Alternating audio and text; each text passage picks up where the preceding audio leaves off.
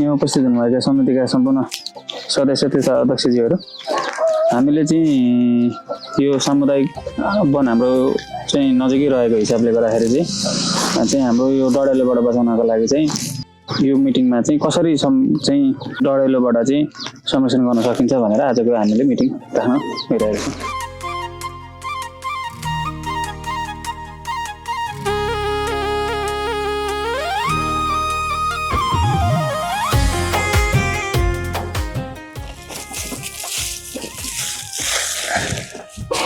चन्दा बहिनी यहाँ आइज एकछिन। किन बोलाउनु भयो दाइ? ए यहाँ सिटा अलिअलि जम्मा भएछ, यो पनि जलाइदिनु पर्यो हौ। चलाइ फ्याँक फ्याँक। ए हुन्छ, त्यो उता चाहिँ नडराउनु है, अस्ति पनि झन्डै आगो लाग्यो, त्यो यता उता पनि यतै ल्याएर डराउनुहोस्। ए भइहाल्छ नि, आउँदाखेरि तातो पानी लिएर आइज ल, घाँटी सुके जस्तो भइरहेछ हौ साह्रै। हुन्छ हस् दाइ।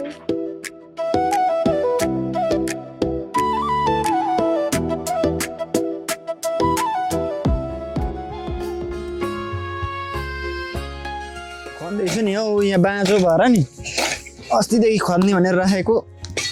यो सिटा पनि यतै ल्याएर डराउनु पर्छ है, अस्ति पनि त्यहाँनिर झन्डै आगो लागि भयो। त्यही त, अस्ति पनि त्यस्तै भयो, अब चाहिँ बिचमा ल्याएरै बाल्नुपर्छ ल हौ यति आज।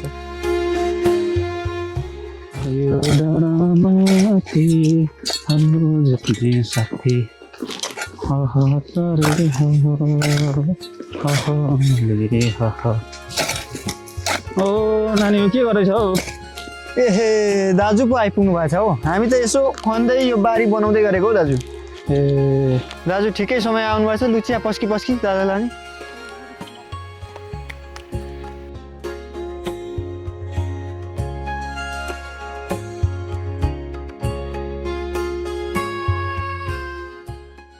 अनि दाजु कहाँसम्म पुऱ्याउनु तपाईँले? ए भाइ म त एउटा सानो मिटिङ थियो वनको, त्यो मिटिङ चाहिँ सकेर आएको, हाम्रो यो मासिक मिटिङ अन्तर्गत पर्छ। यो अब अहिले यो मौसम ठ्याक्कै चाहिँ अहिले सुक्खाकै समय पनि भयो, यो बढी चाहिँ सुक्खा हुने मौसम भएको कारणले गर्दाखेरि चाहिँ हाम्रो बारीहरू बढी मात्रामा सुक्खा हुने हुन्छ। त्यो सँगसँगै चाहिँ अहिले पछिल्लो समय चाहिँ अब यो बारी सुक्खा सँगसँगै अब यो चाहिँ डडेलोहरूको जोखिम पनि बढेर गएर जाने। तिमीले पनि आज यहाँ ज्यासुस डढाएको रहेछ हौ। हामीले पनि आज यो मिटिङमा चाहिँ डडेलो सम्बन्धी नै कुरा गरेर आएको हो, वनलाई कसरी जोगाउने भन्ने कुरा नै र डडेलोबाट कसरी बचाउने भन्ने कुरा हो। हामीले पनि यो जोगेर नै डढाउनुपर्छ है।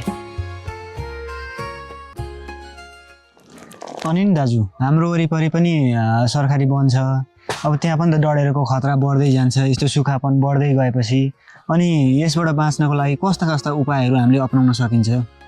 हावा चलेको बेलामा नि आगो बाल्नु हुँदैन भन्छन् नि दाइ। हो बहिनी, अब अहिले मौसम चाहिँ हावाहुरी चलेको समयमा चाहिँ अब हाम्रो नजिकैमा आगो बालेर हिँड्यौँ भने हाम्रो चाहिँ वन नजिक भएको कारणले गर्दाखेरि चाहिँ आगो चाहिँ टाढासम्म उडेर जाने भएकोले जोखिम ज्यादा हुन्छ र हामीले चाहिँ वन जङ्गललाई बचाउनका लागि चाहिँ र डडेलोबाट बचाउनका लागि चाहिँ हामीले चाहिँ आगो चाहिँ सबै निभाएर घर जानुपर्छ है बहिनी।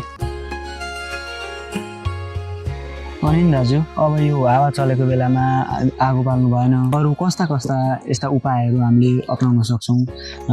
त्यो एक दुईवटा भनिदिनुहोस् न, हामीले गाउँ छिमेकमा पनि ती कुराहरू भन्न पाऊँ र यो डडेलोबाट सबैजना जोगिन। वनमा रहेका पानीका मुहानहरूलाई संरक्षण गर्ने, त्यस पछाडि वनमा भएको पत्करहरूलाई चाहिँ हामीले सफा गर्ने, साथसाथै वनमा भएका बाटोमा रहेका पत्करहरूलाई पनि पन्साएर अथवा सफा गरेर हामीलाई चाहिँ वनलाई चाहिँ सुरक्षित बनाउन सक्छौँ। हामीले चाहिँ दमकल, सेना प्रहरीको नम्बर र आगलागीको घटनाहरू अथवा सूचनाहरू जानकारी लिनका लागि चाहिँ सञ्चार माध्यमको रूपमा रेडियो र टेलिभिजनलाई पनि माध्यमको रूपमा लिनुपर्छ है भाइ। चियापानीको लागि तिमीलाई पनि धन्यवाद। म चाहिँ लागेँ ल। अब तिमीले यो आगोहरू चाहिँ मजाले निभाएर आउनु है।